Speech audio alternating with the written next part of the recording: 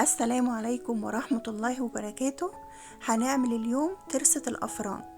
بس قبل ما نبدأ الفيديو، لو أول مرة تشوفوني ما تنسوش اللايك والاشتراك وتفعيل زر الجرس. ويلا نبدأ بسم الله ونصلي على الرسول. ويلا مقادير. هحتاج في وصفة اليوم كيلو من الدقيق. هنخله كده نخل كويس علشان أي شوائب فيه أطلعها منه. والنخل هنا يعني مرحلة كويسة علشان بتعمل تهوية للعجين معايا.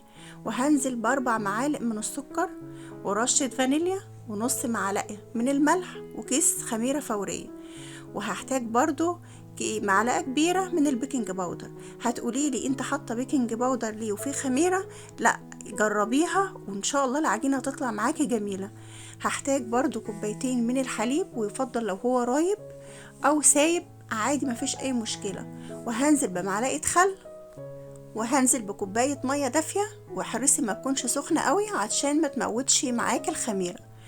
طبعا انت مش هتنزلي بكمية السوائل دي كلها، لا بالمية ولا الحليب كله مرة واحدة، هتنزلي واحدة واحدة لحد ما تشوفي العجين معاكي او الدقيق بتاعك هيحتاج قد ايه، لان الدقيق بيختلف من دقيق للتاني. هاجي بقى كده على بلانشة او على الرخامة، وهنزل برشة من الزيت، وهنزل بالعجينة بتاعتي في الاول كده. وانت بتعجنيها هيكون الملمس بتاعها يعني بتلزق شوية. هنزل بقى على الرخامة كده برشة زيت في ايدي، وهاخدم العجينة كويس. هتفضلي تلتي فيها كده لحد ما يبقى الملمس بتاعها معاكي ناعم خالص. تمام كده. صلوا على النبي، اللهم صل وسلم وبارك عليك يا حبيبي يا رسول الله. رشة زيت كده في المكان اللي انت او في الوعاء اللي انت عاجنه فيه، وهتحط العجينه بتاعتك ورش على الزيت برضو من على الوش، وهتحط كيس وهتحط عليها فوطه وتسيبيها في مكان دافي لتختمر لمده ساعه. تعالوا بقى نحضر الحشو. انا معايا لكل كيلو دقيق معايا نص كيلو من العجوه او نص كيلو من التمور. مش هحطها طبعا في الفرن تسخن عشان ما تنشفش بعد كده، هتعمل فيها بايدي. وهنزل بمعلقتين سمسم ومعلقه قرفه، وهنزل بمعلقه سمنه كبيره. بس يفضل يكون السمنه طعمها حلو يا ريت، ويفضل لو يكون سمنه بلدي. هعجنها بقى بايدي واتعامل فيها بايدي، علشان انت لو دخلتها الفرن العجوه معاكي هتنشف. انما ما تتعاملي فيها بايدك كده تفضل العجوه معاكي طريه، حتى بعد ما تطلعي القرص بتاعتك بتفضل طريه فيها ومش ناشفه. ومعلقتين السمسم كده لما تيجي تاكلي الفورمه بتاعتك او تاكلي القرصه بتاعتك بيبقوا بيقرقشوا كده في القرصه، بيبقى طعمهم جميل وخطير. شايفين؟ كل ما بعجنها كل ما بتنعب معايا. طبعا زي ما قلت لكم الحشو نص كيلو من العجوة لكيلو من الدقيق. احنا عايزين بقى ايه؟ ندلع العجينة بتاعتنا شوية. يعني احنا مش هنروح نشتريها الفورمة دي دلوقتي او القرصة او الترسة زي ما بتسموها عندكم، وصلت تمنها ل7 و8 جنيه. فحرام، هو بكيلو دقيق هتعملي اكتر من كام واحدة وهتملي بيتك خير. هبدأ بقى اشكل عجينة العجوة كده في حجم الليمونة. هعملها كور كده، هعمل منها شوية كور وهعمل منها شوية صوابع، علشان انا هعمل عجينة اليوم على شكل وردة، وهعمل برضو كام واحدة كده على شكل ترسة. يعني النهاردة الفيديو جميل جميل. اتمنى تجربوا القرص دي، بجد طعمها تحفة تحفة. هتنفعكم على سحور رمضان وهتنفعكم في الفطور. بسم الله ما شاء الله، مش هتستغنى عنها. كورت شوية كده على شكل كور، وعملت شوية على شكل أصابع. بس بصراحة أنا كان بالنسبة لي اللي على شكل وردة كانت أحلى، يعني ما حبيتش اللي هي على شكل ترسة قوي. كده العجين معايا اختمر، قعدت ساعة. شايفين العجينة؟ بسم الله ما شاء الله، علشان مخدومة كويس وعلشان خمرانة كويس.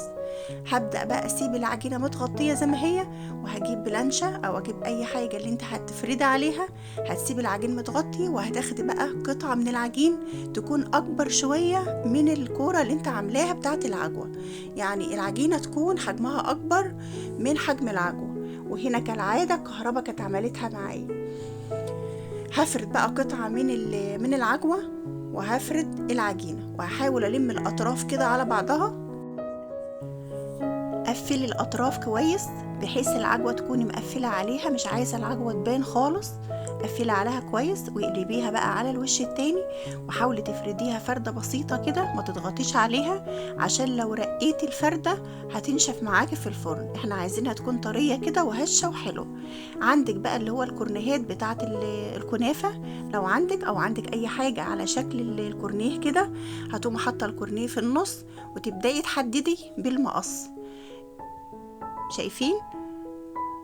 تمام كده، يعني تحط الكورنيه في النص عملوا ليكي شكل وردة. شايفين الجمال؟ صينية بقى عندك مدهونة زيت تكون بتدخل الفرن، وهترصي بقى القرص بتاعتك. هنعمل واحدة تانية، هفرد العجينة ويكون انا برضو فردة العجوة بتاعتي تكون اصغر شوية من العجينة، وهلم برضو الاطراف علشان لما تستوي القرصة بتاعتي العجوة ما تخرجش منها. تمام كده، العجوة معايا طرية ومخدومة كويس برضو في العجن، جميلة. وبالنسبة للحشو برضو ما تربطيش نفسك او تحكمي نفسك على العجوة. لو عايزة تحشي اي حاجة، لو عندك تمر، لو عندك اي حاجة عايزة تحشي بيها احشي بيها.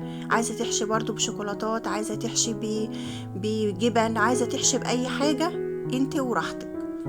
تمام، عايزة تحشي بملبن برضو انت وراحتك. كده برضو هحط الكورنيه في النص واحاول اعمل اي شكل.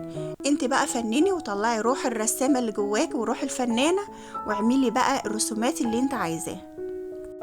بالنسبة ليا انا على الله حكايتي في الرسم، يعني ما الرسم 0 كده. برضو هفرد واحدة تانية وهلم عليها الاطراف كده بحيث اقفل على العجوة. تمام كده.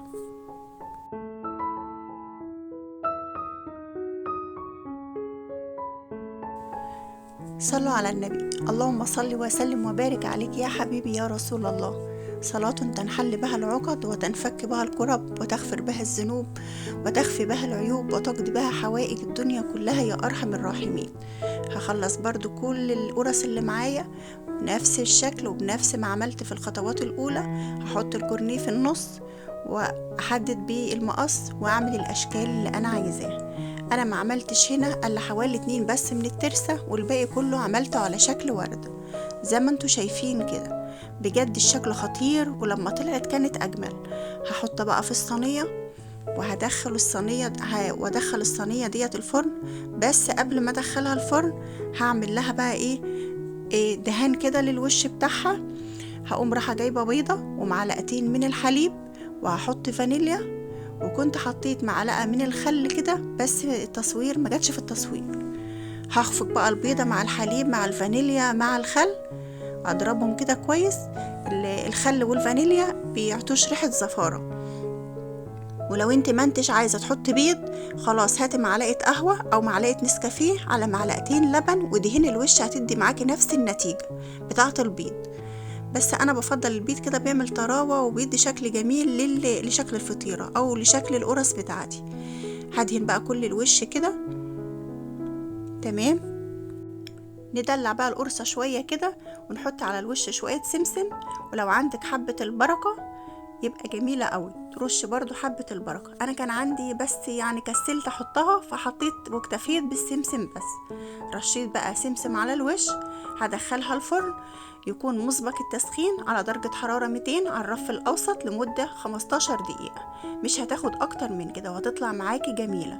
هبدأ بقى أفرد عجينة تانية، هعملها طولي كده وهقوم برماها رول على الجنب الجوه، واقوم فرداها تاني واحط صباع من العجوة زي ما انتوا شايفين كده، وافرد العجوة كده في قلب العجينة بتاعتي، وابدأ ألم الأطراف كده من بره لجوه لحد ما داري العجوة خالص وخليها تختفي خالص.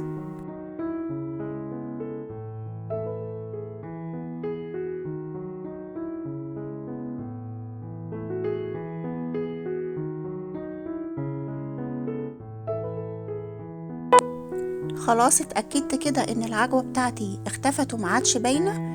هقوم رايحة رول برضو العجينة كده لجوه كده رول خفيفة، وهبدأ بقى اجيب الطرف ده على الطرف ده اجمعهم على بعض واحاول الزقهم كده والطرف يكون لجوه علشان لما تختمر ما تفكش لفوق. تمام. هبدأ برضو كده ضغطة بسيطة وهحدد بالمقص. وطبعا انا قلتلك التشكيل هنا براحتك واختيارك انتي، طلعي روح الفنانة اللي جواكي كده. دي شكل اللي بيسموها ترسة الافران. قولولي بقى بيسموها عندكم ايه. صينية برضو بتدخل الفرن، هدهنها زيت وهبدأ ارص فيها باقي القرص اللي معايا. تمام.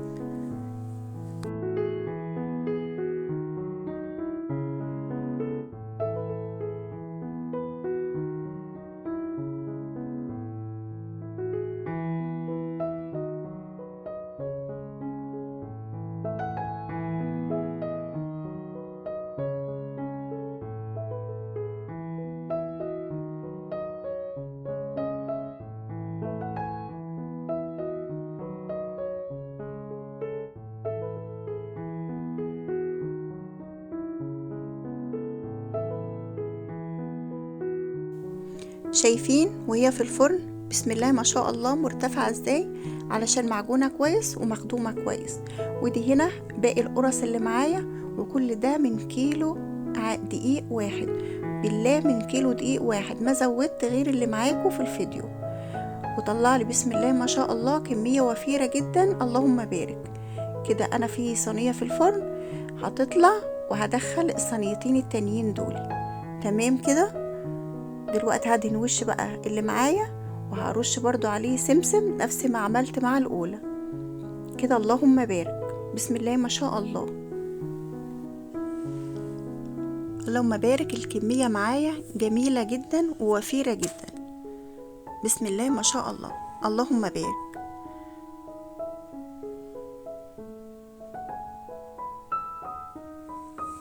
هنا بقى بعد ما طلعت من الفرن شايفين الجمال والعظمة بجد. القرص خطيرة خطيرة.